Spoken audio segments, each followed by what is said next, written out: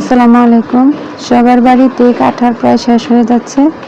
তো কাঁঠাল যেহেতু শেষ হয়ে যাচ্ছে, কাঁঠালের রস কিছু রস সংরক্ষণ করে ফ্রিজে রেখে দিছি।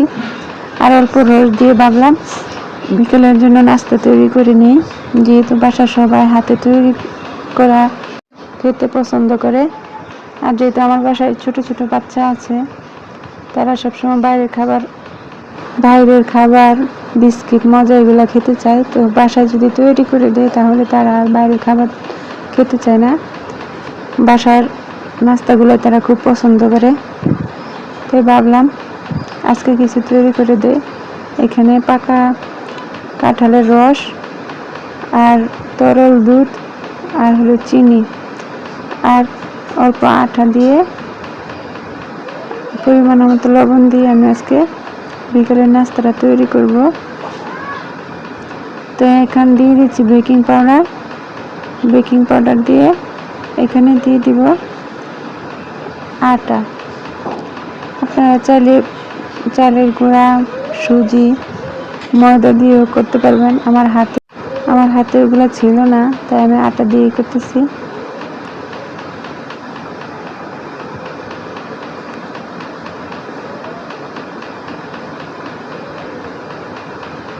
এখন এগুলোকে ভালোভাবে মিশিয়ে নিব। মিশিয়ে ভালো একটা ডো তৈরি করে আমি কাঁঠালের রস দিয়ে পিঠা বানিয়ে নিব।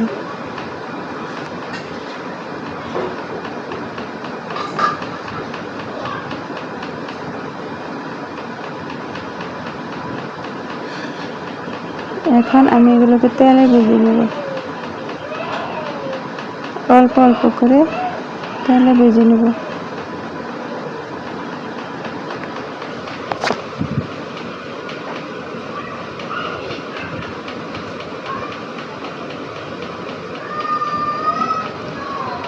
কড়াইটা খুব ভালোভাবে গরম করে নিতে হবে, আর নয় কড়াই লেগে যাবে।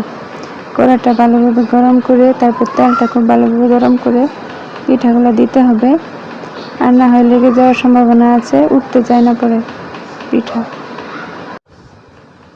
আমি প্রতিদিনই বিকালে চেষ্টা করি বাসায় বাচ্চাদের, আমার বাবা মাকে নাস্তা তৈরি করে দেওয়ার। যতটুকু পারি, যতটুকু সম্ভব হয় বাসায় যা থাকে তা দিয়ে আমি তৈরি করে দিই। আর তারাও খেয়ে খুব আনন্দ পায়, বলে যে খুব ভালো হয়েছে। আমি আরও এতে উৎসাহ পেয়ে বানিয়ে দিই। বিশেষ করে আমার বাবা খুব পছন্দ করে আমার হাতের এই পিঠাগুলা। এখন এগুলোকে ভেজে নিব। এই যে দেখেন আমার পিঠাগুলো বানানো হয়ে গেছে। এখন এগুলোকে আমি 2 দিনের জন্য সংরক্ষণ করে রাখবো একটা বয়ামে। ধন্যবাদ সবাইকে।